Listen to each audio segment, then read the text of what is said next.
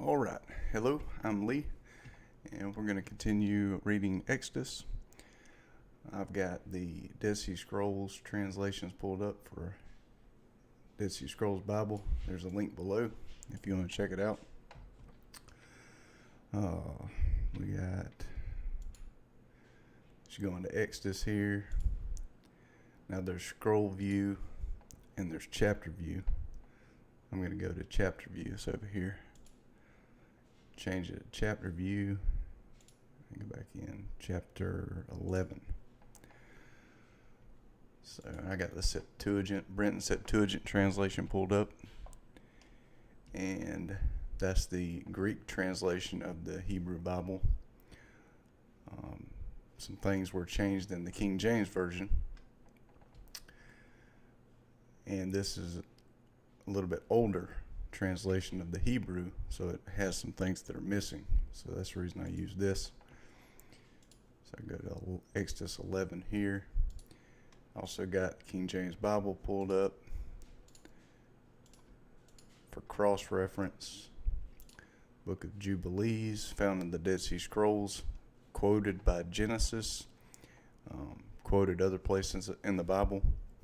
Gives a lot more details of the creation account and the Exodus. I got the Aramaic Targums pulled up. It's the Aramaic translation of the Bible. First published 1862. So there's Exodus there. There's little bits and pieces you can find in there. So all the links should be below if you want to go and check those out yourself.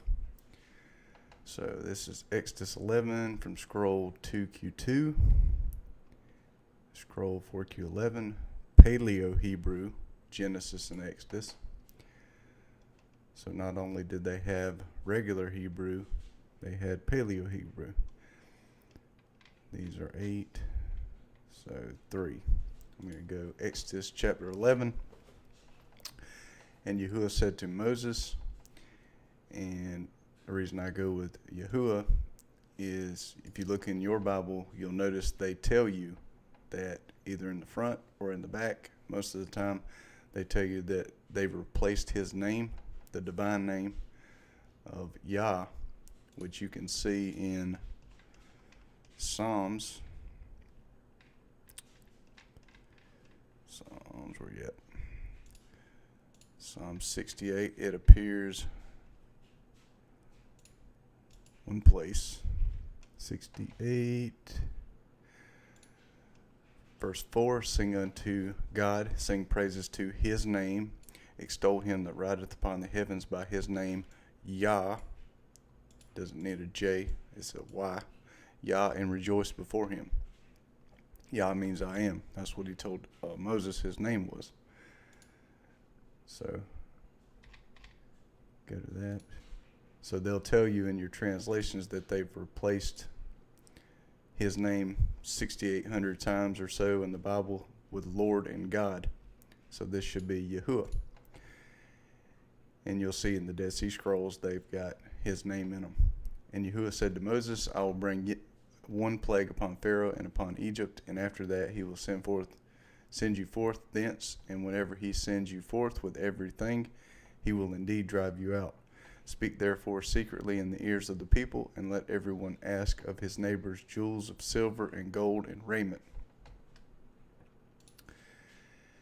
And you'll notice right here, and the Lord, see what they got in verse 3 there, and also, and the Lord, it's in the KJV too, but look over here in the Dead Sea Scrolls that are dated to around 200 BC. Yahweh. YHWH.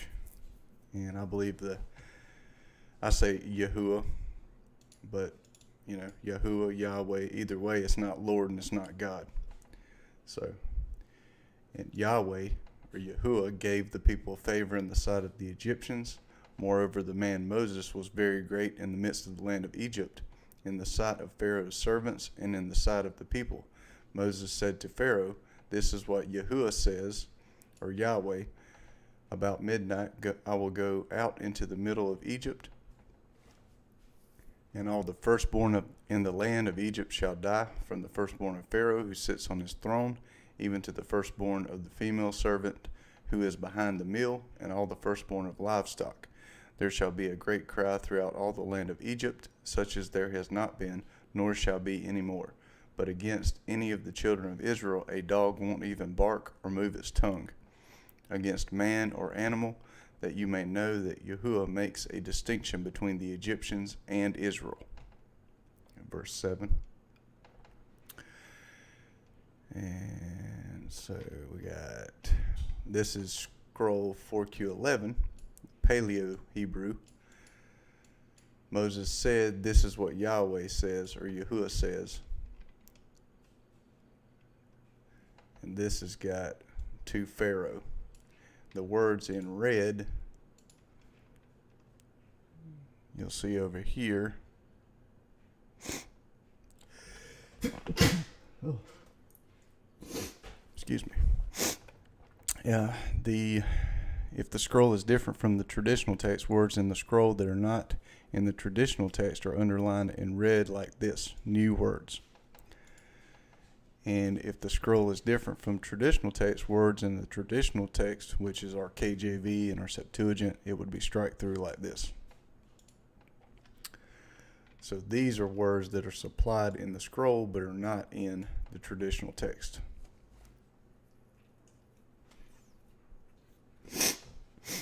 And so here we go. Moses said, so this scroll doesn't have it. This is what Yahuwah says about midnight. I will go out into the middle of Egypt, and all the firstborn in the land of Egypt shall die, from the firstborn of Pharaoh who sits on his throne, even to the firstborn of the female servant who is behind the mill. And all the firstborn of livestock, there shall be a great cry throughout all the land of Egypt, such as there has not been, nor shall be any more. But against any of the children of Israel a dog won't even bark or move its tongue, against man or animal, that you may know that Yahuwah makes a distinction between the Egyptians and Israel.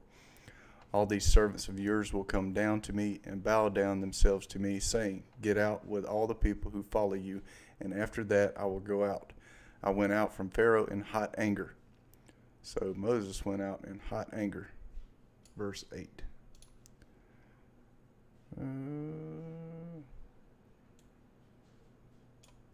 Don't say it in there. I didn't figure it did. So not in the Septuagint. Okay, the KJV's got it. He went out from Pharaoh in great anger. So the Septuagint doesn't have that. Yahuwah said to Moses, Pharaoh won't listen to you, that my wonders may be multiplied in the land of Egypt. Moses and Aaron did all these wonders before Pharaoh, but Yahuwah hardened Pharaoh's heart, and he didn't let the children of Israel go out of his hand. Scroll 4Q14.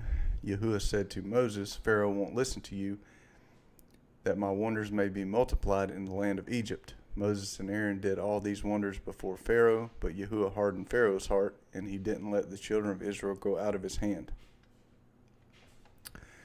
So the last verse we have is 10. So we got another scroll, 4Q22, Paleo Exodus.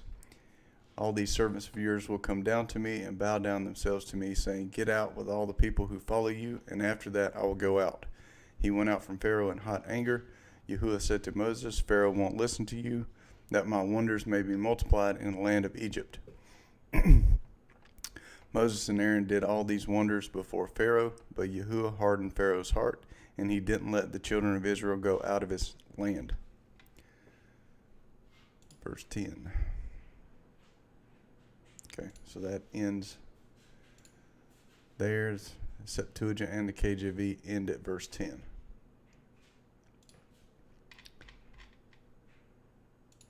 For chapter 11. So Exodus chapter 12, we've got 32 through 41, 26, 27. Okay, this scroll starts at 1. This scroll has verses 12 through 16, 31 through 48. This scroll has 1, 6. All right, so these are all over the place.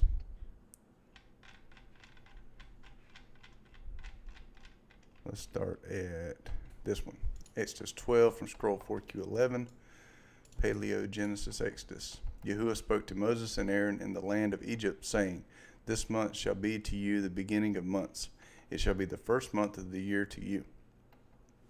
So when he took them out of Egypt, it was the first month of the year. Speak to all the congregation of the children of Israel, saying, On the 10th day of this month they shall take to them every man a lamb for the Passover.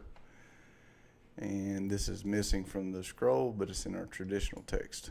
A lamb for a household according to their father's houses. So it's in there, it's just in a different location. And if the household is too little for the lamb, then he and his neighbor next to his house shall take one according to the number of the souls. According to what everyone can eat, you shall make your count for the lamb. Your lamb shall be without defect, a male 8 year old. You shall take it from the sheep or from goats, and you shall keep it until the 14th day of the same month. And the whole assembly of the congregation of the children of Israel shall kill it at evening. They shall take some of the blood and put it on the 2 doorposts and on the lintel, and on the houses in which they shall eat it. They shall eat the meat, and that night, roasted with fire and unleavened bread. They shall eat it with bitter herbs. Don't eat it raw, nor boiled at all with water, but roasted with fire, with its head, its legs, and its inner parts. So why would he say roast it with fire and don't boil it? Well, one of the commandments is don't eat the blood. So to not eat the blood, you have to boil the meat to get the blood out of it. Or when you roast it over a fire, you know how it drips out. And so the blood is taken out that way. But you're commanded during this time to roast it with fire. Or they were. You shall let nothing of it remain until the morning, but that which remains of it until the morning you shall burn with fire. This is how you shall eat it, with your belt on your waist, your shoes on your feet, and your staff in your hand, and you shall eat it in haste. It is Yahuwah's Passover. See verse 11.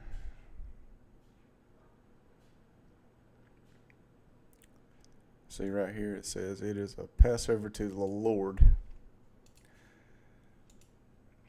Passover, Lord's Passover. No, it's not. It's Yahuwah's Passover. And if you look at, I had that pulled up. Bible Study Tools, Blue Letter Bible. So, Lord. Now, just zoom it in a little more.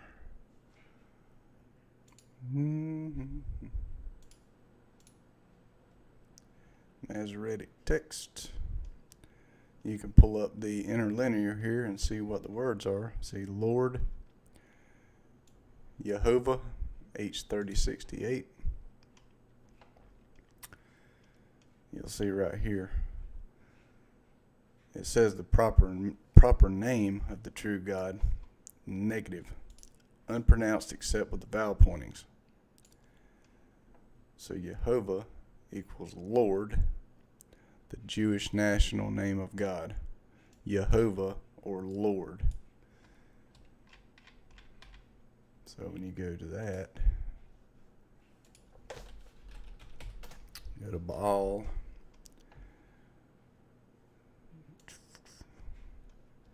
Brought him to the high places of Baal. Baal.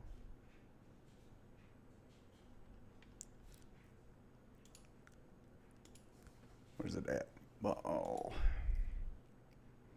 There we go. And they forsook Yahuwah and served Baal, or Lord, and Ashtaroth. Let's see, 13. There we go. H1168. Baal. Baal equals Lord. The supreme male divinity of the Phoenicians or Canaanites.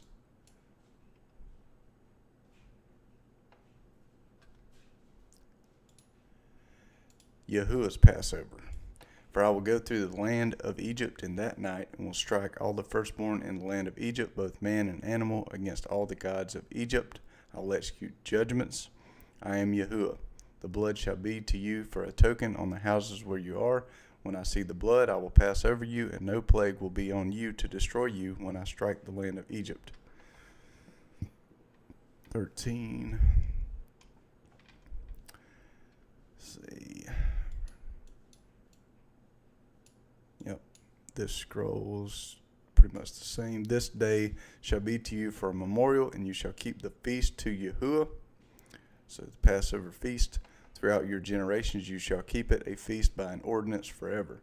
7 days you shall eat unleavened bread. Even the first day you shall put away yeast out of your houses. For whoever eats leavened bread from the first day until the 7th, that soul shall be cut off from Israel. In the first day there shall be to you a holy convocation, and in the 7th day a holy convocation. No kind of work shall be done in them, except that which every man must eat, that only may be done by you. So no kind of work except for cooking your food. 15.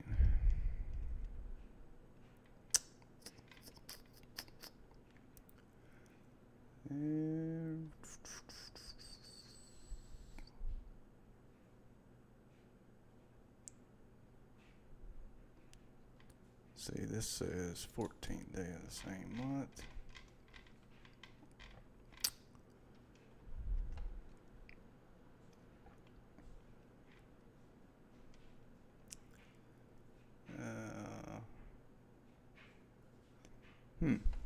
This one says on the 10th day of this month.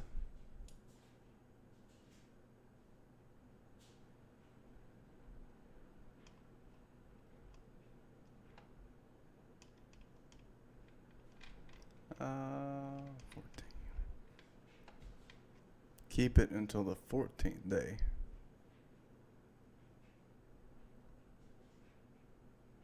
You shall keep it until the 14th day of the same month. Shall kill it at evening. Verse 6.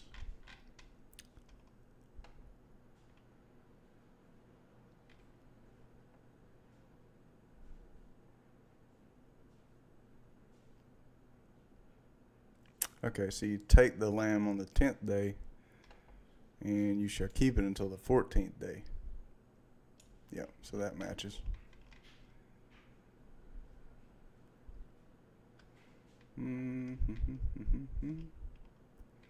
Looks like we don't have verse 16, so I'll go over here. 16. And the first day shall be called holy, and the 7th day shall be holy convocation. Okay, looks like it's a little bit behind. You shall keep this commandment, for on this day I will bring out your force out of the land of Egypt. You shall make this day a perpetual ordinance for you throughout your generations.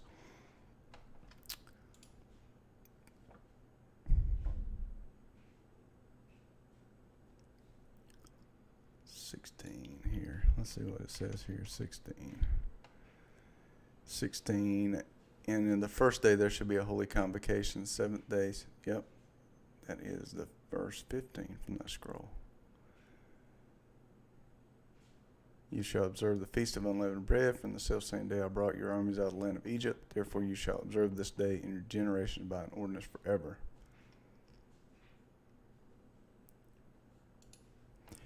You shall observe the feast of unleavened bread, for in this same day I brought your 17. Your armies out of the land of Egypt. Therefore you shall observe this day throughout your generations by an ordinance forever. In the first month, on the 14th day of the month, at evening you shall eat unleavened bread until the 21st day of the month at evening. There shall be no yeast found in your houses for 7 days, for whoever eats that which is leavened, that soul shall be cut off from the congregation of Israel, whether he is a foreigner or one who is born in the land. You shall eat nothing leavened. In all your habitations you shall eat unleavened bread. Then Moses called for all the elders of Israel and said to them, Draw out and take lambs according to your families, and kill the Passover. You shall take a bunch of hyssop and dip it in the blood that is in the basin, and strike the lintel and the 2 doorposts with the blood that is in the basin. None of you shall go out of the door of his house until the morning. 21.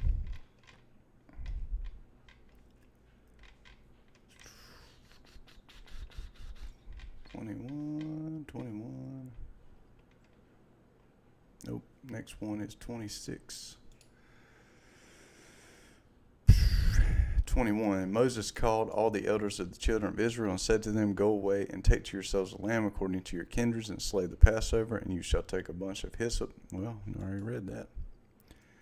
Doorpost. And Yahuwah shall pass by, 23, pass by to smite the Egyptians, and shall see the blood upon the lintel and upon the doorpost. And Yahuwah shall pass by the door, and shall not suffer the destroyer to enter into your houses to smite you. And you shall keep you this thing as an ordinance for thyself and for thy children forever. And if you should enter into the land which Yahuwah shall give you, as he has spoken, keep this service.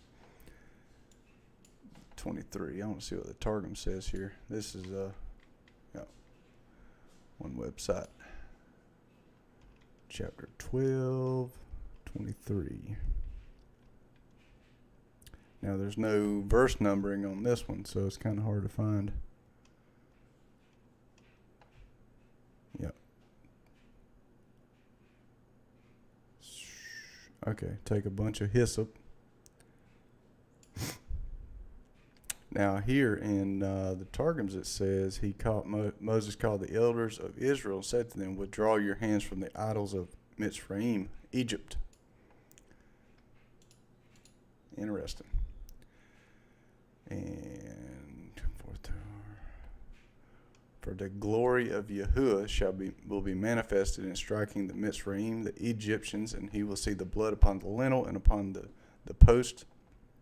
And the word of Yahuwah, you know who the word is, right? Will spread his protection over the door, and the destroying angel will not be permitted to enter your houses to smite. So the Messiah is spreading protection over the door. That's what I was kind of thinking there.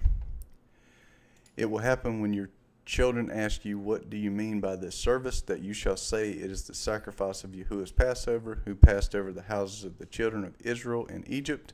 When he struck the Egyptians and spared our houses, the people bowed their heads and worshipped.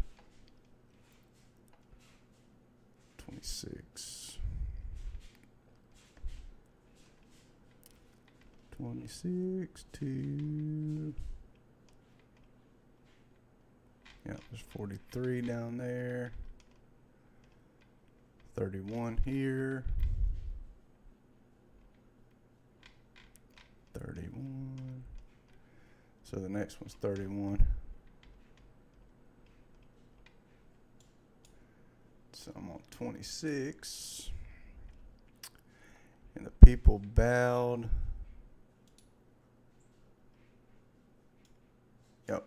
And the people bowed and worshipped, and the children of Israel departed and did as Yahuwah commanded Moses and Aaron, so did they. And it came to pass at midnight that Yahuwah smote all the firstborn in the land of Egypt, from the firstborn of Pharaoh that sat on the throne,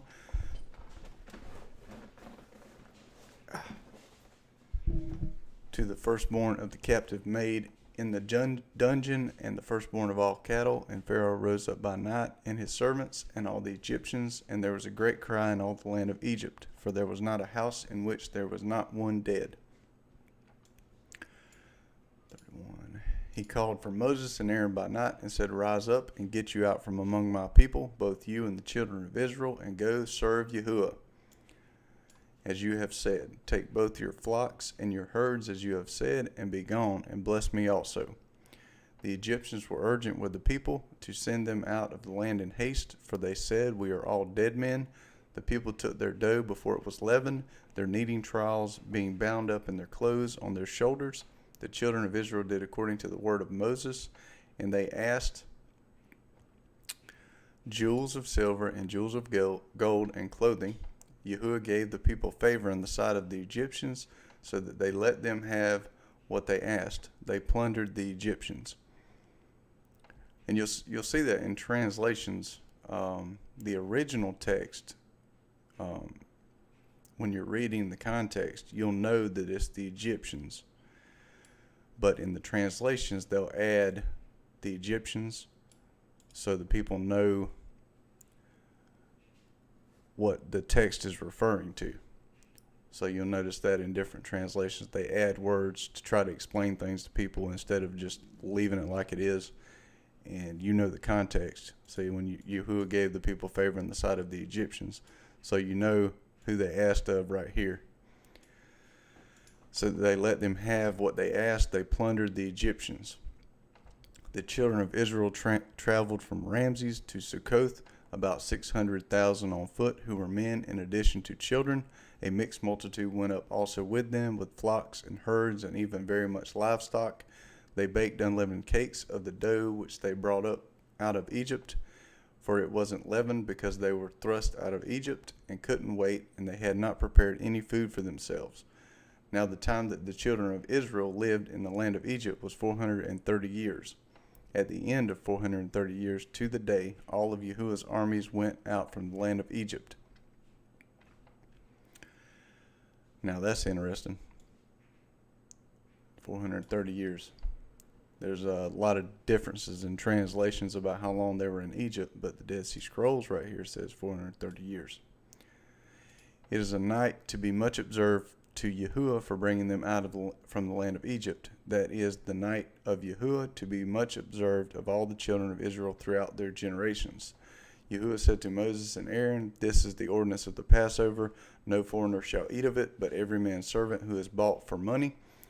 When you have circumcised him, then shall he eat of it. A foreigner and a hired servant shall not eat of it. It must be eaten in one's house." And foreigner just means Gentile or one of the heathen nations, not Israel. Foreigners can join Israel and become Israel. So, and then they have all the rights and they keep the same law. It must be eaten in one house. You shall not carry any of the meat outside of the house. Do not break any of its bones. All the congregation of Israel shall keep it. When a stranger shall live as a foreigner with you, and you will keep the Passover to Yahuwah, let all his males be circumcised. Then let him come near and keep it. And he shall be as one who is born in the land. See, he's as an Israelite. He's no longer a foreigner. But no uncircumcised person shall eat of it. So even back then, people could join Israel. You just have to follow Yahuwah's laws and, do what Israel does. And then you're Israel.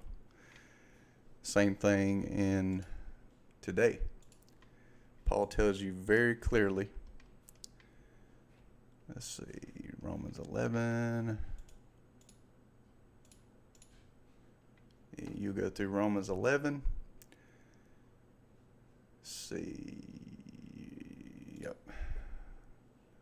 I'll just read it from here. Let me scroll and zoom in a little bit more. Here we go. I say then, hath God cast away his people? God forbid. So there's still Israel. He didn't cast Israel away. And Israel ain't just the people that's over there right now. For I also am an Israelite of the seed of Abraham, of the tribe of Benjamin. God hath not cast away his people which he foreknew.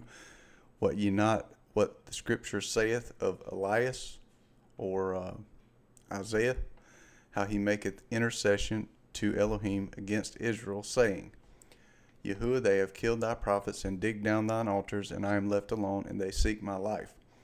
But what saith the answer of Yahuwah unto him? I have reserved to myself 7,000 men who have not bowed the knee to the image of Baal. Even so then, at this present time also there is a remnant according to the election of grace. And if by grace, then it is no more of works, otherwise grace is no more grace. But if it be of works, then it is no more grace, otherwise work is no more work.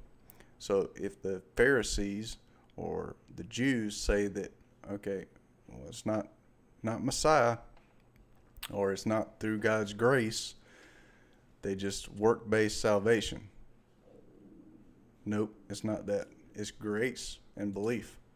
What then? Israel hath not obtained that which he seeketh for, but the election hath obtained it, and the rest were blinded. And so the church says they replaced Israel. I mean, he's talking to Israel here. According as is written, God hath given them the spirit of slumber, eyes that should not see, and ears that should not hear unto this day. And David saith, let their table be made a snare, and a trap, and a stumbling block, and a recompense unto them. So 2 times in the first 10 verses he quoted Isaiah, and he quoted David. Let their eyes be darkened that they may not see, and bow down their back always. I say then, have they stumbled that they should fall? Elohim forbid, but rather through their fall salvation is coming to the Gentiles for to provoke them to jealousy. See, he scattered the tribes into the nations, 12 tribes of Israel. So through their fall, salvation has come to the Gentiles. They can be grafted in. Now, if the fall of them be the riches of the world, and the diminishing of them the riches of the Gentiles, how much more their fullness? So Israel's still around. For I speak to you Gentiles, inasmuch as I am the apostle of the Gentiles, I magnify mine office, if by any means I may provoke to emulation them which are my flesh, and might save some of them. For if the casting away of them be the reconciling of the world, what shall the receiving of them be but life from the dead? For if the first fruit be holy, the lump is also holy. And if the root be holy, so are the branches. And if some of the branches will be broken off, and thou being a wild olive tree, Gentiles, were grafted in among them, and with them partakest of the root and fatness of the olive tree. Messiah said, I am the vine, you are the branches. Boast not against the branches, but if thou boast, thou bearest not the root, but the root thee. Thou wilt say then, the branches were broken off that I might be grafted in. So what are you grafted into? Israel. The branches were broken off. They were dispersed into the nations because they didn't follow his ways. But you can be grafted in. Well, because of unbelief, they were broken off. Unbelief equals not doing what he says. You don't have faith. Hebrews chapter 4. If you don't have faith, you don't keep the Sabbath. That's unbelief. And thou standest by faith, be not high-minded, but fear. For if Elohim spared not the natural branches, Israel, take heed lest he also not spare thee. Behold therefore the goodness and severity of God on them which fail severity, but toward thee goodness, if thou continue in his goodness, otherwise thou also shalt be cut off. And they also, if they abide not still in unbelief, shall be grafted in. For Elohim is able to graft them in again. For if thou wert cut out of the olive tree which is wild by nature, and were grafted in contrary to nature into a good olive tree, how much more shall these, which be the natural branches, be grafted into their own olive tree? For I would not, brethren, that you be ignorant of this mystery, lest you should be wise in your own conceits, that blindness in part has happened to Israel until the fullness of the Gentiles be come in. End times. Israel's blind till the fullness of the Gentiles come in. Blind in part. And so all Israel shall be saved. As it is written, there shall come out of Zion the deliverer, and shall turn away ungodliness from Jacob. For this is my covenant unto them when I shall take away their sins. What? Hang on, there's still a covenant? They don't teach that. As concerning the gospel, they are enemies for your sakes, but as touching the election, they are beloved for the Father's sakes. For the gifts and calling of God are without repentance. For as you in times past have not believed in Elohim, yet have now obtained mercy through their unbelief, even so have these also now not believed, that through your mercy they also may obtain mercy. For Elohim hath concluded them all in unbelief, that he might have mercy upon all. O the depths of the riches, both of the wisdom and knowledge of Elohim! How unsearchable are his judgments, and his ways past finding out! For who hath known the mind of Yahuwah, or who hath been his counselor? Or who hath first given to him, and it shall be recompensed unto him again? For of him, and through him, and to him are all things, to whom be glory forever. Amen. The Messiah. So go to... I know it's hard to understand this stuff. Ephesians 2, but once he opens your eyes, it gets a lot easier. Ephesians chapter 2, and you hath he quickened who were dead in trespasses and sins, wherein in times past you walked according to the course of this world, according to the prince of the power of the air. Who's that? Satan. The spirit that now worketh in the children of disobedience. Disobedience to what? The commandments. Among whom also we all had our conversation in times past in the lust of our flesh, fulfilling the desires of the flesh and of the mind, and were by nature the children of wrath, even as others. But Elohim, who is rich in mercy, for his great love wherewith he loved us, even when we were dead in sins, hath quickened us together with Messiah. By grace ye are saved, and hath raised us up together and made us sit together in heavenly places in Messiah Yahusha. The Hebrew son of God is not Greek. Yahusha, Hebrew, that in the ages to come he might show the exceeding riches of his grace in his kindness towards us through Messiah Yahusha. For by grace are you saved through faith, that is not of yourselves, it is a gift from Yah. It is a gift, not of works, lest any man should boast. See, I didn't do it.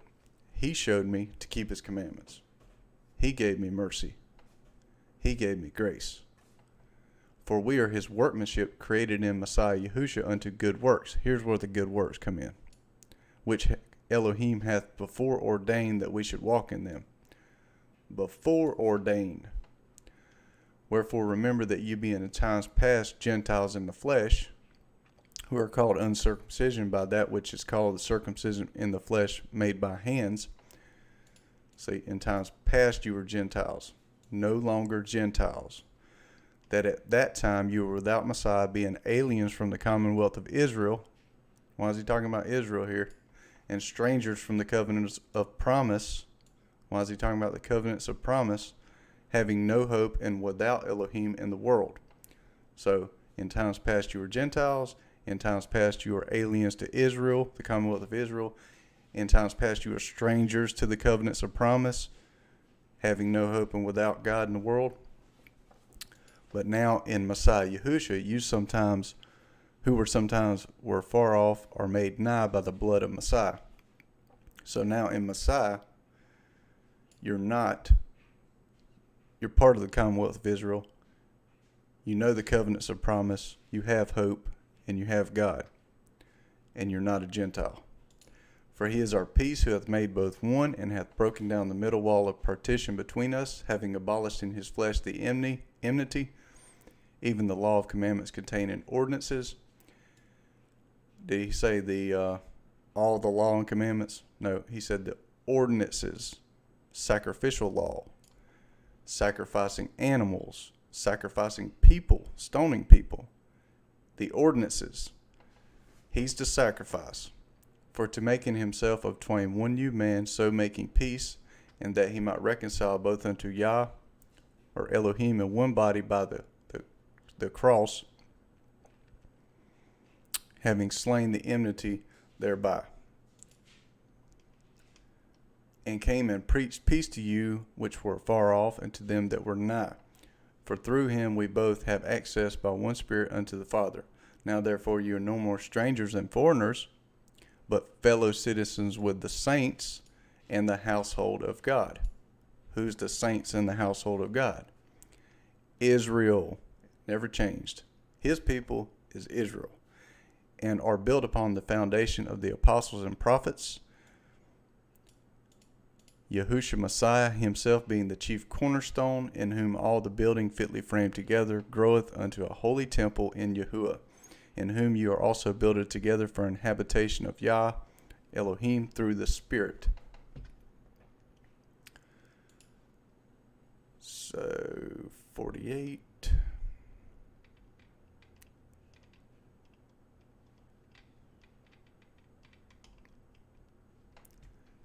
That's for some people that might not realize that they tell the same thing in the New Testament.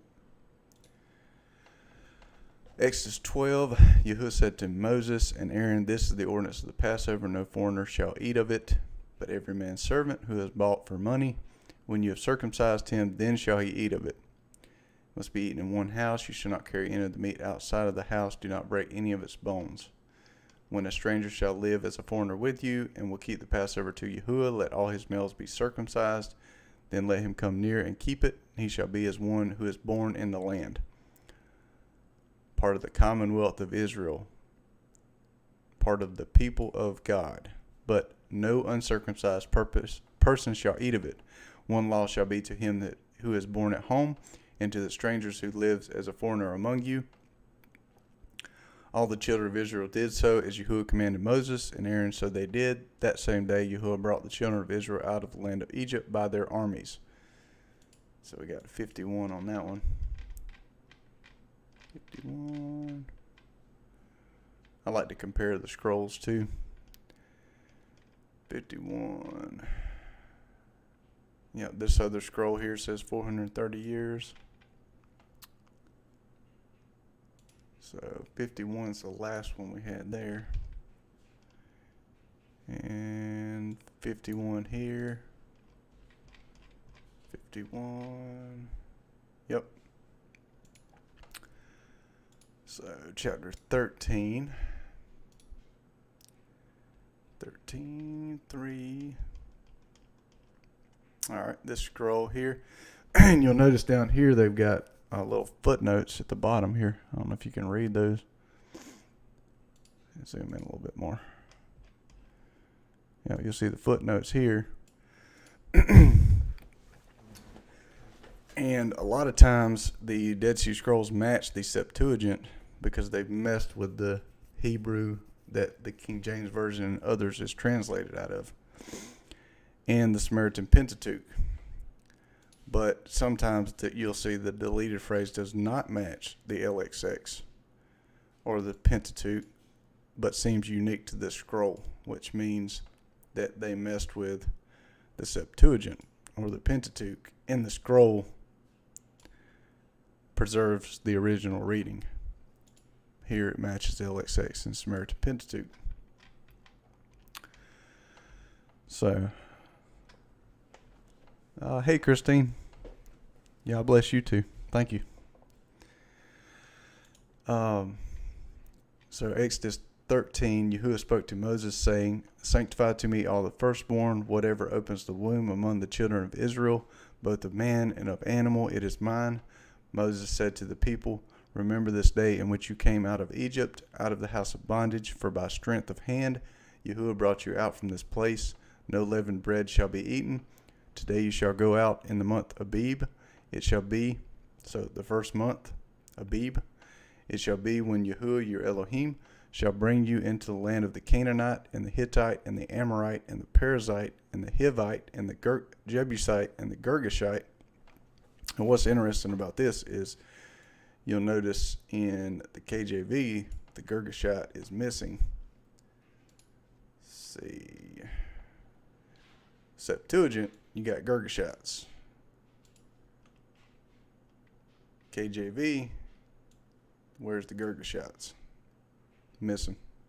And it happens in other places too, not just in this one verse here. "Which he swore to your fathers to give to them, that you shall keep this service in this month." So it's verse 5. Oh, interesting thing here from Scroll 4Q22, Paleo Exodus, is Girgashite. Girgashite is missing. Canaanite, Hittite, Amorite, Hivite, Jebusite. Should be 7 of them. Canaanite, Hittite, Amorite, Perizzite, Hivite, Jebusite, Girgashite. So you only got 5 here. You're missing 2 of them. 1, 2, 3, 4, 5. Yeah. So I don't know what's up with that. Why 2 different scrolls have 2 different.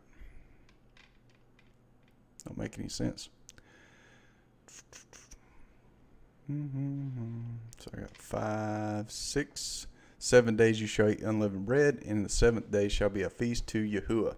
Unleavened bread shall be eaten throughout the 7 days, and no leavened bread shall be seen with you. No yeast shall be seen with you within all your borders. 8.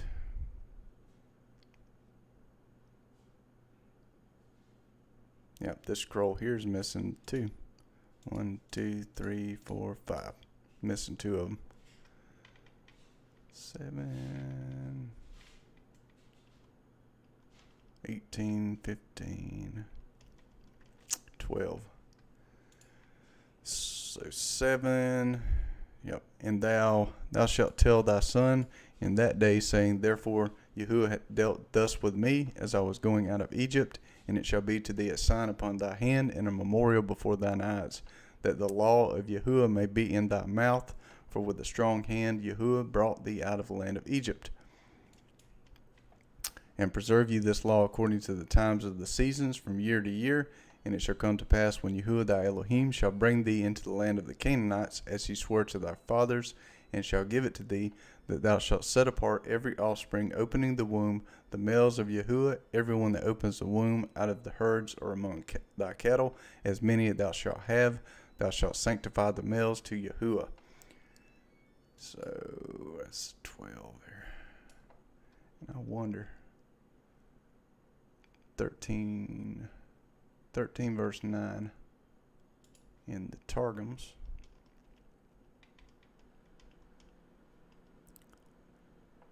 And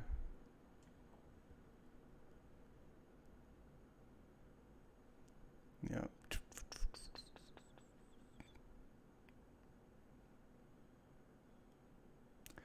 This precept is on account of what the word of Yahuwah, who's that? The Messiah, did for me in miracles and wonders in bringing me forth from Mitzrayim, or Egypt.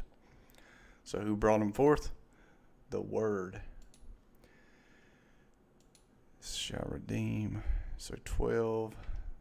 That you shall set apart to Yahuwah all that opens the womb, and every firstborn that comes from an animal which you have. The male shall be Yahuwah's. Every firstborn of a donkey you shall redeem with a lamb.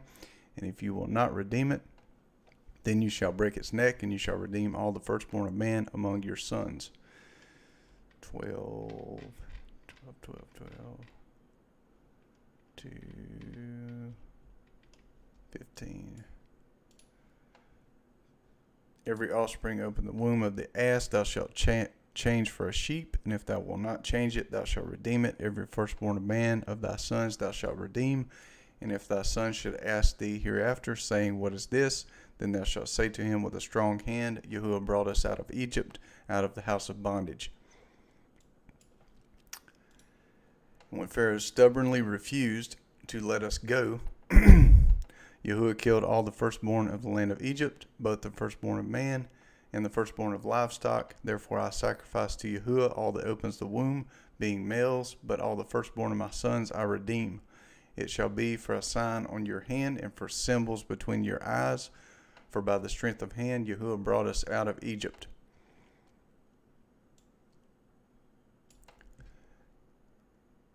So it's a spiritual sign on your hands and between your eyes. But now you see solemn assemblies. See, now you see the Pharisee doctrine here. And Judaism set forth upon the tefillah of thy head, set between thine eyes on thy forehead, that the law may be in thy mouth. See, that's why they got that box on their head they wear. He don't say put a box on your head. It's a spiritual symbol. 16. And when Pharaoh sent forth the people, Elohim led them not by the way of the land of the Philistines, because it was near. For Elohim said, lest at any time the people repent when they see war and return to Egypt. So 18. But Elohim led the people around the way of the wilderness by the Red Sea, and the children of Israel went up armed out of the land of Egypt.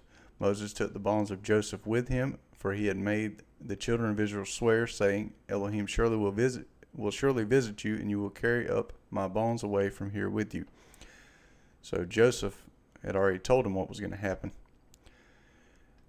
They took their journey from Sukkoth and encamped in Etham in the edge of the wilderness. Yahuwah went before them by day in a pillar of cloud to lead them on their way, and by night in a pillar of fire to give them light, that they may go by day and by night. The pillar of cloud by day and the pillar of fire by night didn't depart from before the people. And who's the pillar? Cloud and fire, the Messiah. If you look in, I don't know if I can pull this up right quick. Let's see. Testament. Joseph.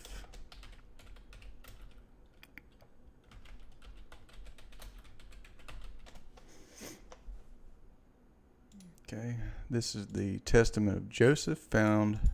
Well, Joseph wasn't, but some of the testaments of the patriarchs were found in the Dead Sea Scrolls. And this is the testament of Joseph.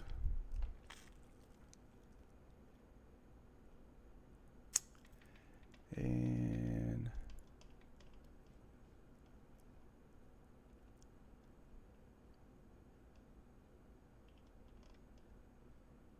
let's see if I can find it here.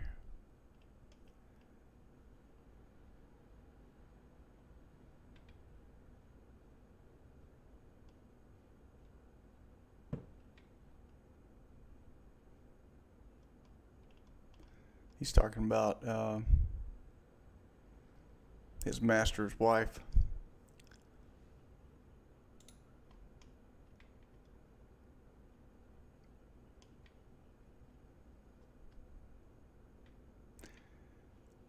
How he overcame the temptation.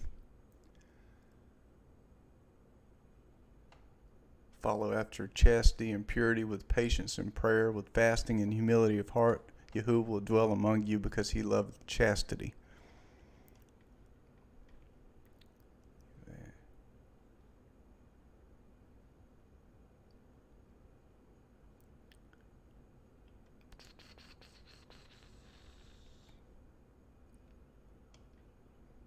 Do ye also, my children, have the fear of Elohim in all your works? For everyone that doeth the law of Yahuwah shall be loved by him. Same thing back then.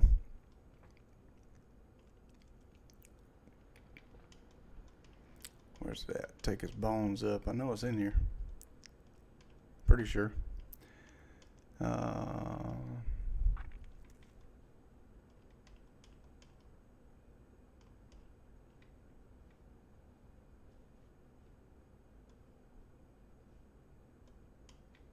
Here we go. Verse 79. For I know that after my death the Egyptians will afflict you, but Elohim will avenge you, and will bring you into that which he promised to your fathers. But you shall carry up my bones with you, for when my bones are being taken up thither, Yahuwah shall be with you in light, and Beliar shall be in darkness with the Egyptians. And carry you up Asenath your mother to the hippodrome, and near Rachel your mother bury her. And when he had said these things, he stretched out his feet and died at a good old age, and all Israel mourned for him, and all Egypt with a great mourning. And when the children of Israel went out of Egypt, they took with them the bones of Joseph. So this is added later.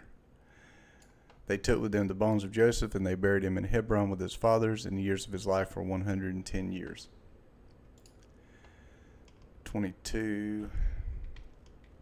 So Joseph prophesied earlier. I guess 22 is the last one I got here. Yep. Pillar of the cloud. Verse 22.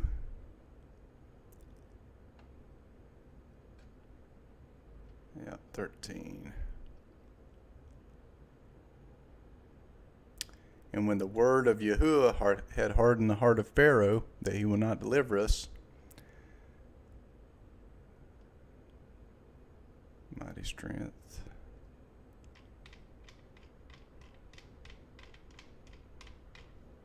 Yeah, go here. Exodus. Okay, so it finishes off here. Oh.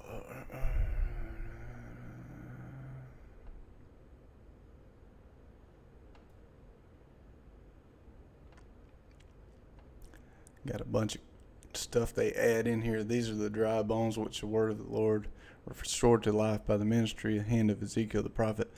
Now the dry bones are in the last days. It's very clear. They stuck that in there. Let's see.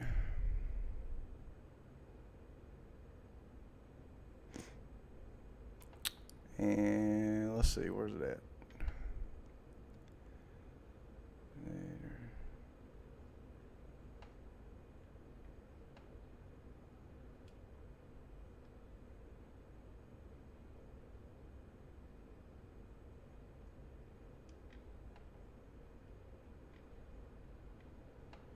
Yeah.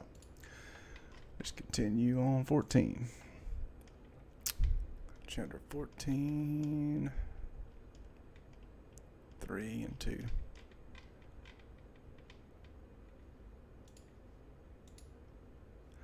And Yahuwah spoke to Moses, saying, Speak to the children of Israel, and let them turn and encamp before the village between Magdal and the sea, opposite Bel Saphon. Before them shalt thou encamp by the sea.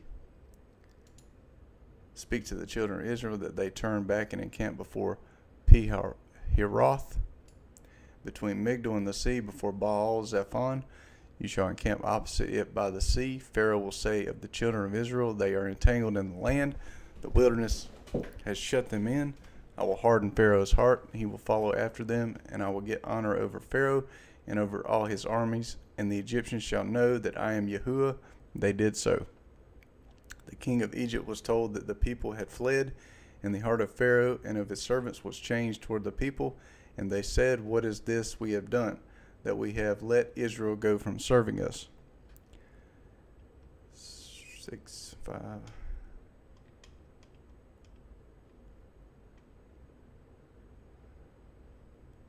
Yeah. It's interesting. The king of Egypt, Pharaoh.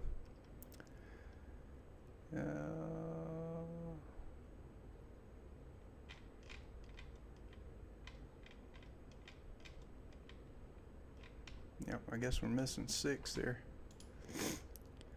And so Pharaoh yoked his chariots and led off all the people with himself. And he took 600 chosen chariots and all the chariots of Egypt and captains over all of them. Yahuwah hardened the heart of Pharaoh, king of Egypt, and he pursued the children of Israel. For the children of Israel went out with a high hand.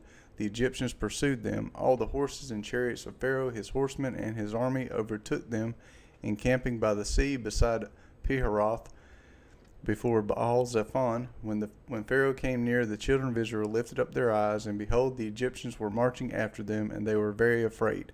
The children of Israel cried out to Yahuwah. They said to Moses, Because there were no graves in Egypt, have you taken us away to die in the wilderness? Why have you treated us this way, to bring us out of Egypt? Isn't this the word that we spoke to you in Egypt, saying, Leave us alone, that we may serve the Egyptians? For it would have been better for us to serve the Egyptians than to die in the wilderness. Moses said to the people, Don't be afraid. Stand still and see the salvation of Yahuwah, which he will work for you today. For the Egyptians whom you have seen today, you shall never see them again. 13.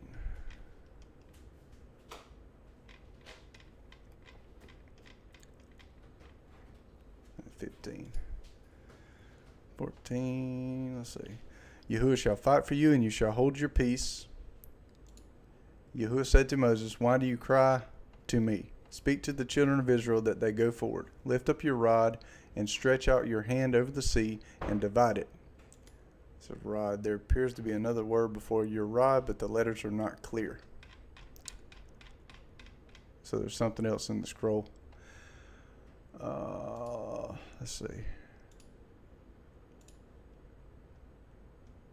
If I can pull up. Dead Sea Scrolls. Okay, this is Dead Sea Scrolls Bible. I bought this here and I got a physical copy over there. So Exodus.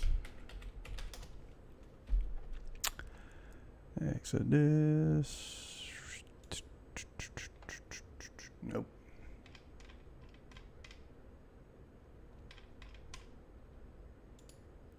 Exodus. Alright, let's zoom in a little bit here. So we're going to go to 14.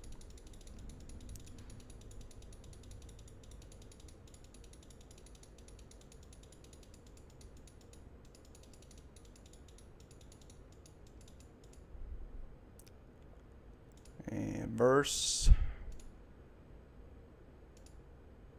15. Lift up your rod. Yep, they don't have it either. Oh well.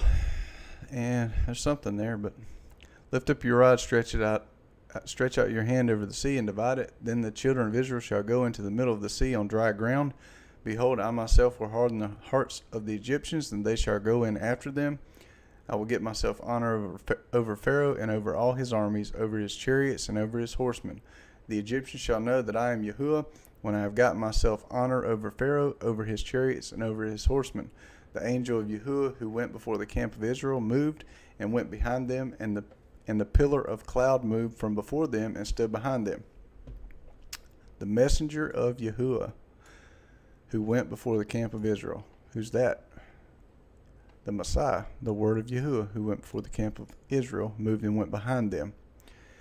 It came between the camp of Egypt and the camp of Israel. There was a cloud and darkness, yet gave it light by night. One didn't come near the other all night. Moses stretched out his hand over the sea, and Yahuwah caused the sea to go back by a strong east wind all night, and made the sea dry land, and the waters were divided. The children of Israel went into the middle of the sea on the dry ground, and the waters were a wall to them on their right hand and on their left. The Egyptians pursued and went in after them into the middle of the sea, all of Pharaoh's horses and his chariots and his horsemen. In the morning watch, Yahuwah looked out on the Egyptian army through the pillar of fire and of cloud and confused the Egyptian army. And if you look up Ron Wyatt's YouTube channel, you can pull it up. Ron Wyatt. YouTube. Yeah, if you go to Ron Wyatt YouTube, he found the sea crossing and found the chariot wheels from the Egyptians. Very interesting. Ron Wyatt YouTube. Found a lot of other interesting stuff, like the Ark of the Covenant. 24. 25. He took off their chariot wheels, and they drove them heavily. So the Egyptians said, "Let's flee from the face of Israel, for Yahuwah fights for them against the Egyptians." Yahuwah said to Moses, "Stretch out your hand over the sea, that the waters may come again on the Egyptians, on their chariots and on their horsemen." Moses stretched out his hand over the sea, and the sea returned to its strength when the morning appeared, and the Egyptians fled against it. Yahuwah overthrew the Egyptians in the middle of the sea. 27.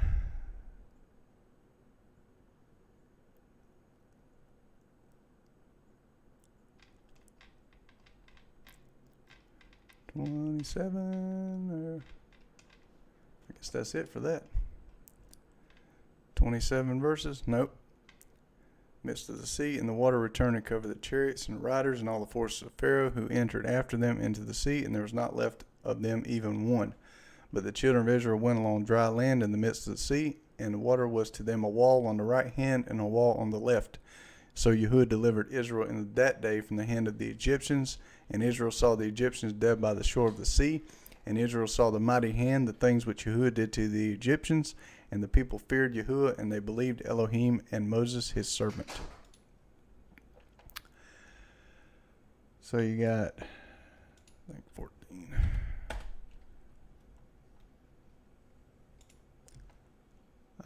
Let's see, go to Jubilees.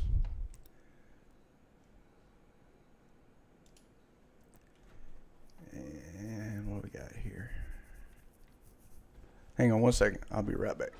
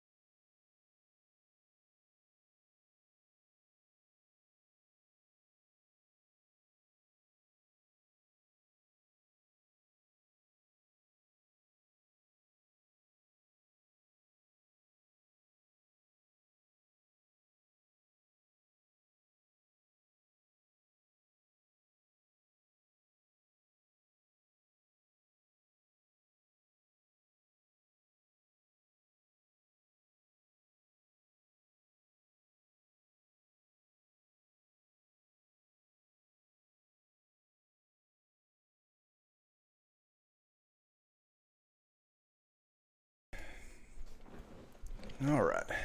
So we've got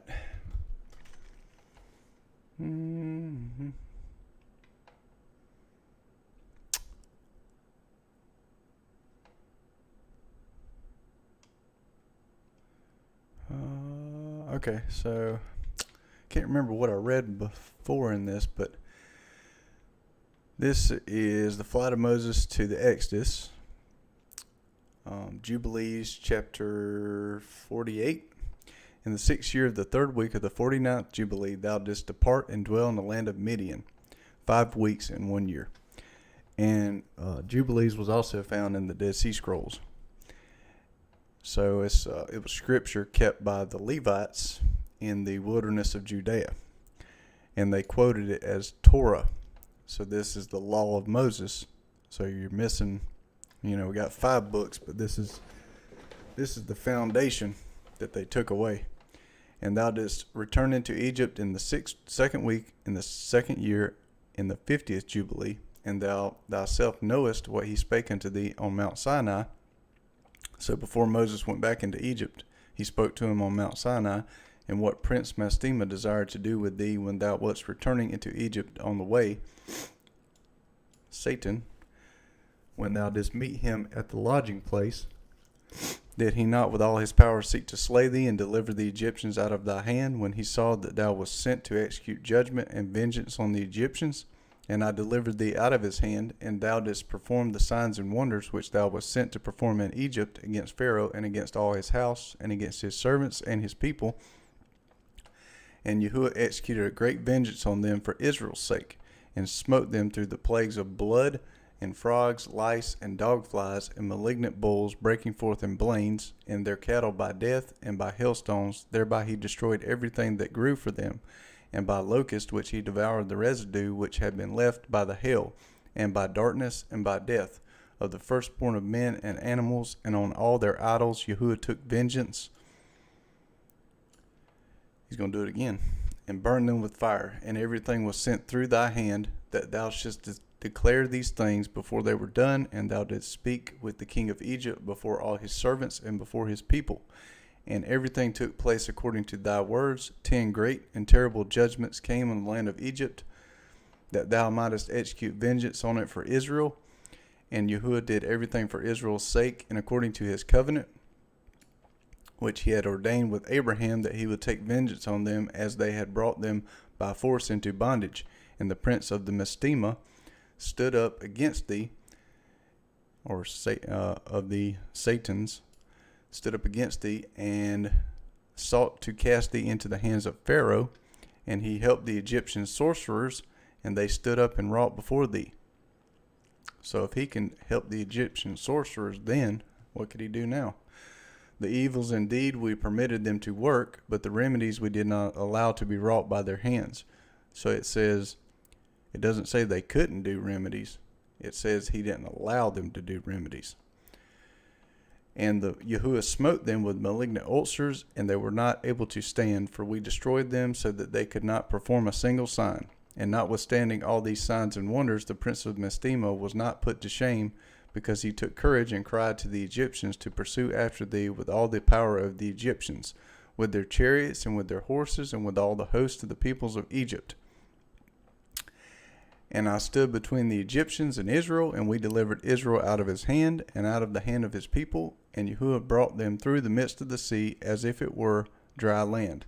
And all the peoples whom he brought to pursue after Israel, Yahuwah our Elohim cast them into the midst of the sea, into the depths of the abyss, beneath the children of Israel, even as the people of Egypt had cast their children into the river. He took vengeance on 1,000,000 of them. We don't get that in the regular books. We get that in Jubilees. And 1,000 strong and energetic men were destroyed on account of one suckling of the children of thy people, which they had thrown into the river. And on the 14th day, and on the 15th, and on the 16th, and on the 17th, and on the 18th, the prince of Mastema was bound and imprisoned behind the children of Israel, that he might not accuse them. And on the 19th, we let them loose, that they might help the Egyptians and pursue the children of Israel. And he hardened their hearts and made them stubborn, and the device was devised by Yahuwah our Elohim, that he might smite the Egyptians and cast them into the sea. And on the 14th, we bound him, that he might not accuse the children of Israel on the day when they asked the Egyptians for vessels and garments, vessels of silver and vessels of gold and vessels of bronze, in order to despoil the Egyptians in return for the bondage in which they had forced them to serve. and we did not lead forth the children of Israel from Egypt empty-handed. Remember the commandment which Yahuwah commanded thee concerning the Passover, that thou shouldst celebrate it in its season on the 14th of the first month, that thou should kill it before evening, and that they should eat it by night on the evening of the 15th from the time of the setting of the sun. For on this night, the beginning of the festival and the beginning of the joy, you were eating the Passover in Egypt, when all the powers of Mastema had been let loose to slay all the firstborn in the land of Egypt, from the firstborn of the Pharaoh to the firstborn of the captive maidservant in the mill, and to the cattle. And this is the sign which Yahuwah gave them into every house on the lintels of which they saw the blood of a lamb of the first year. Into that house they should not enter to slay, but should pass by it, that all those should be saved that were in the house, because the sign of the blood was on its lintels. And the powers of Yahuwah did everything according to as Yahuwah commanded them. And they passed by all the children of Israel, and the plague came not upon them to destroy from amongst them any soul, either of cattle or man or dog. And the plague was very grievous in Egypt, and there was no house in Egypt where there was not one dead, and weeping and lamentation. And all Israel was eating the flesh of the paschal lamb, and drinking the wine, and was lauding and blessing, and giving thanks to Yahuwah our Elohim of our fathers, and was ready to go forth from under the yoke of Egypt, and from the evil bondage. And remember thou this day all the days of thy life, and observe it from year to year all the days of thy life, once a year on its day, according to all the law thereof. And do not adjourn it from day to day, or from month to month, for it is an eternal ordinance, and engraven on the heavenly tables regarding all the children of Israel, that they should observe it every year on its day, once a year, throughout all their generations. And there is no limit of days, for this is ordained forever. And the man who is free from uncleanness doth not come to observe it on the occasion of its day, so as to bring an acceptable offering before Yahuwah, and to eat and drink before Yahuwah on the day of its festival. That man who is clean and close at hand will be cut off, because he offered not the oblation of Yahuwah in its appointed season. He will take the guilt upon himself. Let the children of Israel come and observe the Passover on the day of its fixed time, on the 14th day of the first month, between the evenings, from the third part of the day to the third part of the night. For 2 portions of the day are given to the light, and a third part to the evening. That is that which Yahuwah commanded thee, that thou should observe it between the evenings, and it is not permissible to slay it during the period of the light, but during the period bordering on the evening, and let them eat it at the time of the evening until the third part of the night, and whatever is left over of all its flesh from the third part of the night and onwards, let them burn it with fire. And they shall not cook it with water, nor shall they eat it raw, but roast on the fire. They shall eat it with diligence, its head with its inwards thereof, and its feet they shall roast with fire, and not break any bone thereof. For of the children of Israel no bone shall be crushed. For this reason Yahuwah commanded the children of Israel to observe the Passover on the day of its fixed time, and they shall not break a bone thereof, for it is a festival day, and a day commanded. And there may be no passing over from day to day and month to month, but on the day of its festival let it be observed. And do thou command the children of Israel to observe the Passover throughout their days, every year, once a year, on the day of its fixed time, and it shall come for memorial, well pleasing before Yahuwah, and no plague will come upon them to slay or to smite in that year in which they celebrate the Passover in its season, in every respect according to his command. And they shall not eat it outside the sanctuary of Yahuwah, but before the sanctuary of Yahuwah, and all the people of the congregation of Israel shall celebrate it in its appointed season. And every man who hath come upon its day shall eat it in the sanctuary of your Elohim before Yahuwah, from 20 years old and upwards, for thus it is written and ordained that they should eat it in the sanctuary of Yahuwah. And when the children of Israel come into the land which they are to possess, into the land of Canaan, and set up the tabernacle of Yahuwah in the midst of the land, in one of their tribes, until the sanctuary of Yahuwah hath been built in the land, let them come and celebrate the Passover in the midst of the tabernacle of Yahuwah, and let them slay it before Yahuwah from year to year. And in the days when the house hath been built in the name of Yahuwah in the land of their inheritance, they shall go there and slay the Passover in the evening at sunset at the third part of the day. See, that proves the day begins at dawn, because the evening's the third part of the day. And they will offer its blood on the threshold of the altar, and they shall place its fat on the fire which is upon the altar, and they shall eat its flesh roasted with fire in the court of the house which hath been sanctified in the name of Yahuwah. See, we can't do that now.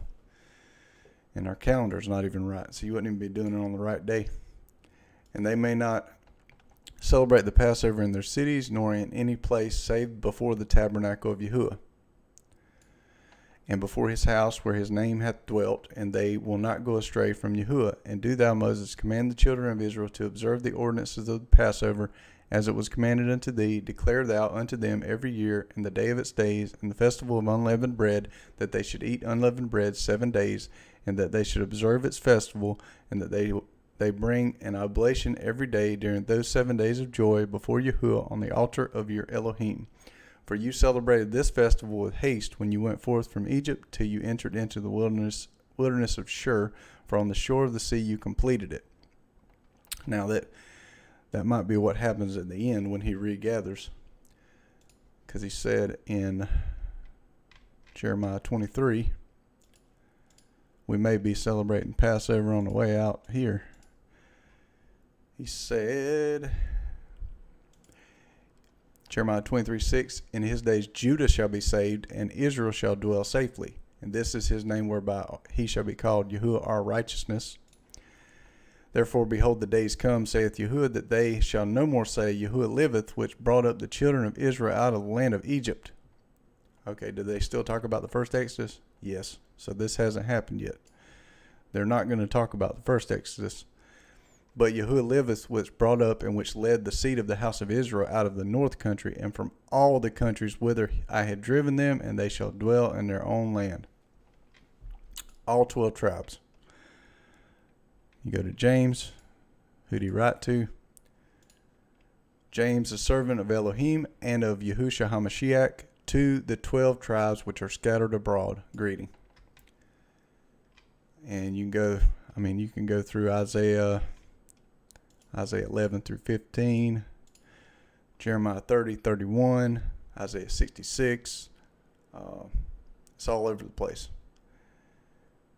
Now you see, let's see.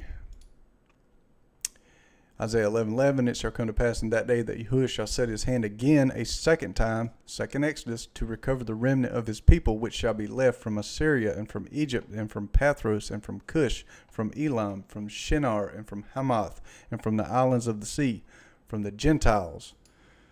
He shall set up an ensign for the nations, and shall assemble the outcast of Israel, and gather together the dispersed of Judah from the four corners of the earth. The envy also of Ephraim shall depart, the adversaries of Judah shall be cut off. Ephraim shall not envy Judah, and Judah shall not vex Ephraim. Judah, older brother. Parable of the prodigal son. Ephraim, younger brother. But they shall fly upon the shoulders of the Philistines toward the west. They shall spoil them of the east together. They shall lay their hand upon Edom and Moab, and the children of Ammon shall obey them.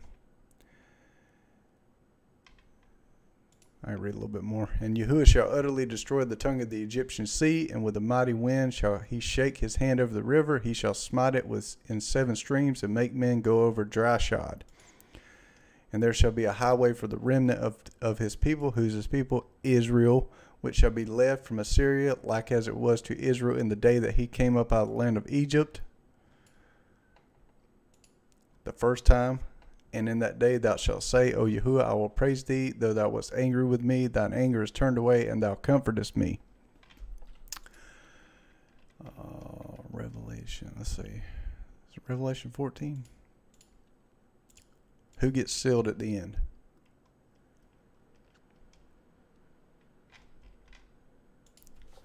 Maybe it's 12. Let's see.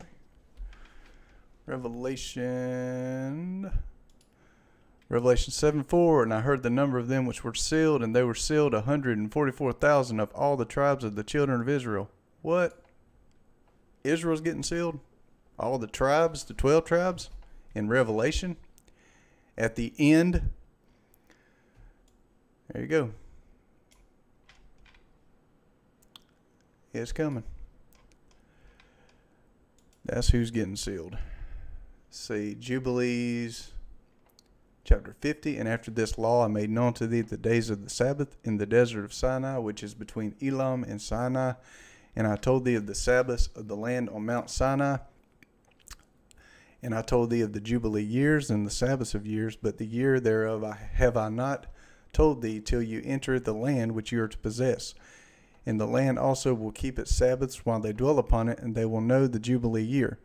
Wherefore I have ordained for thee the year weeks, and the years and the Jubilees. There are 49 Jubilees from the days of Adam until this day. So a Jubilee is 49 years, and there's 49 Jubilees from the day of Adam until this day. So you can see here, the year is 2,410. And 1 week and 2 years, and there are yet 40 years to come, distant for learning the commandments of Yahuwah until they pass over into the land of Canaan. So when they entered Israel after the Exodus 24:10, 40 years later they enter the land, is 2,450 years from creation. So if you add the time, there's some different dates out there. It's around 1400 something BC. So you add 1400 something BC to 2450, and then you get up to the ADs.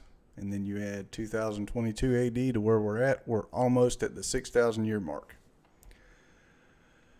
since creation. And, millennial reign, the seventh day, or the 7,000 years, which is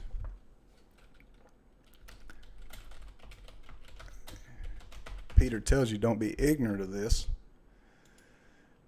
2 Peter 3:8, but beloved, be not ignorant of this one thing, that one day is with Yahuwah as 1,000 years, and 1,000 years is one day.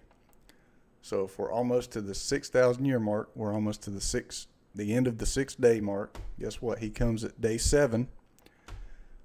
Whoosh. Then the 1,000 year millennial reign, the rest, the 7th day rest, Sabbath.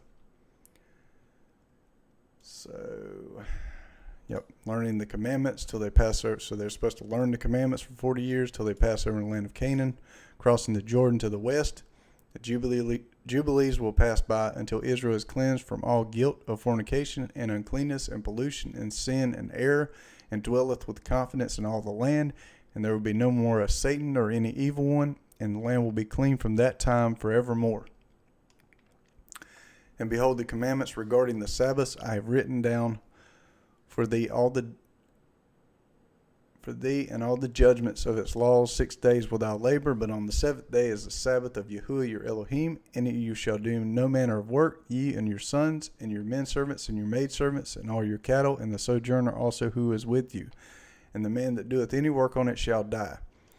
Not necessarily flesh, but spiritual death. Whoever desecrateth that day, whoever lieth with his wife, or whoever saith he will do something on it, that he will set out on a journey thereon in regard to any buying and selling, and whoever draweth water thereon, which he hath not prepared for himself on the 6th day, and whoever taketh up any burden to carry it out of his tent or out of his house shall die.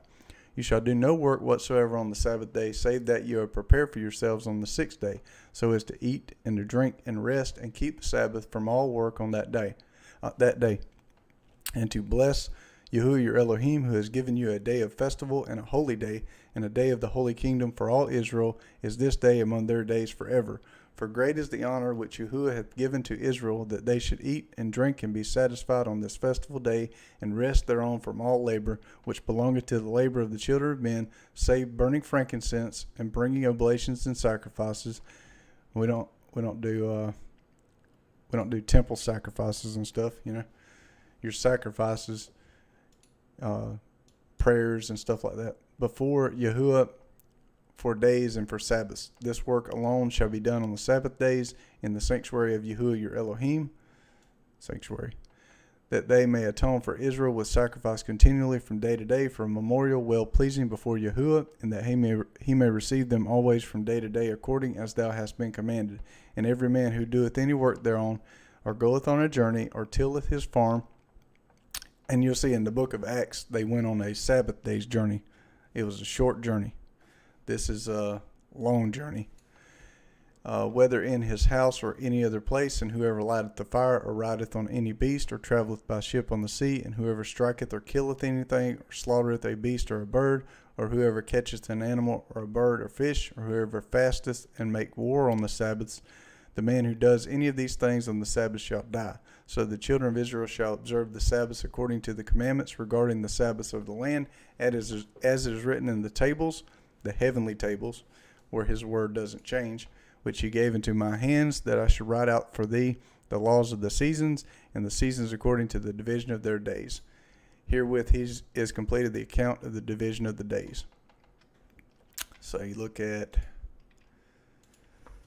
Sabbath days journey. Sabbath days journey. Acts chapter 1, verse 12. Then they returned unto Jerusalem from the mount called Olivet, which is from Jerusalem a Sabbath day's journey. If the Sabbath is done away with, they wouldn't need a Sabbath day's journey. They could just do a regular journey. And the Messiah said,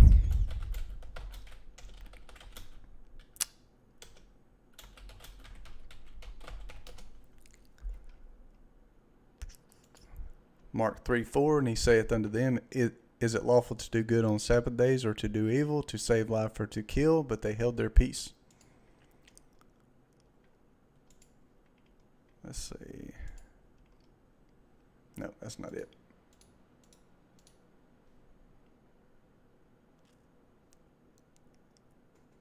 Here we go. Matthew 12:12. How much then is a man better than a sheep? Wherefore it is lawful to do well on the Sabbath days. Did he say the Sabbath days are done away with? Lawful to do well on the Sabbath days.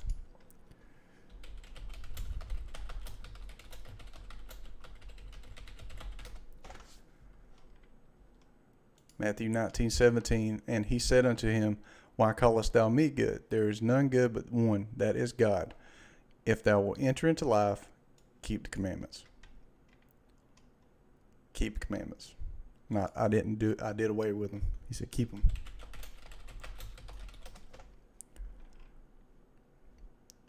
Keep them. Here he's talking about breaking different commandments. Mark 9:43, if thy hand offend thee, cut it off. It's better for thee to be enter into life maimed than having two hands go into hell, into the fire that never shall be quenched, where the worm dieth not, and the fire is not quenched. If thy foot offend thee, cut it off. It's better for thee to enter into life, than having 2 feet be cast into hell, into the fire that never shall be quenched. What's he talking about? You want to enter into life.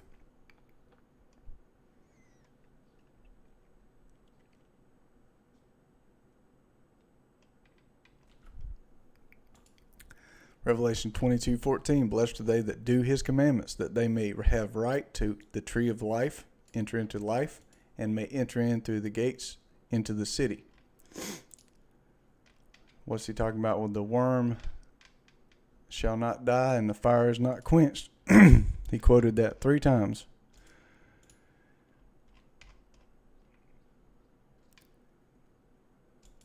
Isaiah 66:22, for as the new heavens and the new earth which I will make shall remain before me, saith Yahuwah, so shall your seed and your name remain. It shall come to pass that from one new moon to another, and from one Sabbath to another, all flesh come to worship before me. And they shall go forth and look upon the carcasses of the men that have transgressed against me, for their worm shall not die, neither shall their fire be quenched. And they shall be an abhorring unto all flesh. So in Mark, where he's teaching the commandments, and then he said, the commandment breakers, this is what they're going to have. And he tells you, all flesh is going to keep the Sabbath.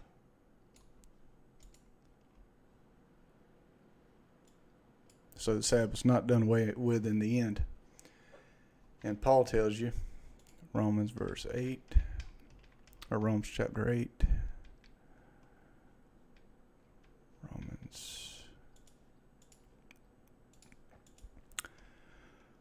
chapter 8.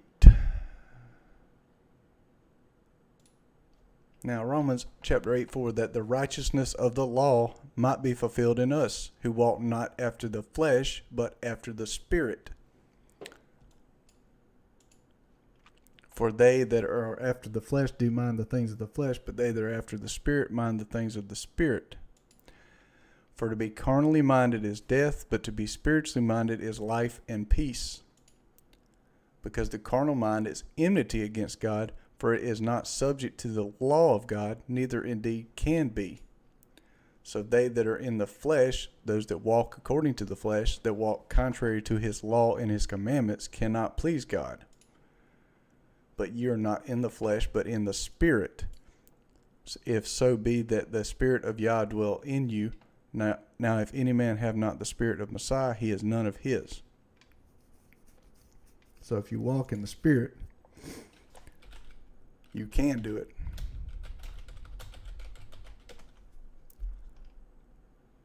Philippians 4:13. They say the law is too hard. I can do all things through Messiah Yahushua, which strengtheneth me. All things. Well, that's enough of that for now. Hope that was a blessing and very helpful to somebody. And I'll see you on the next one.